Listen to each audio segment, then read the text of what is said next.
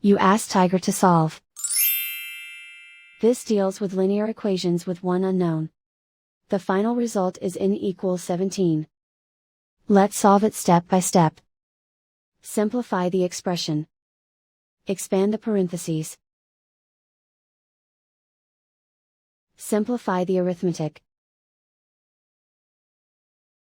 Group all in terms on the left side of the equation. Subtract 18n from both sides. Group like terms. Simplify the arithmetic. Group like terms. Simplify the arithmetic. Group all constants on the right side of the equation. Add 1 to both sides.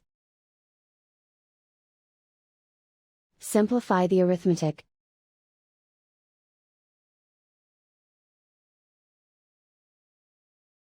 Convert the n into a positive number.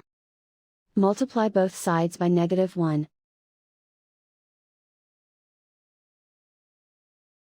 Remove the ones. Simplify the arithmetic. And so the final result is n equals 17.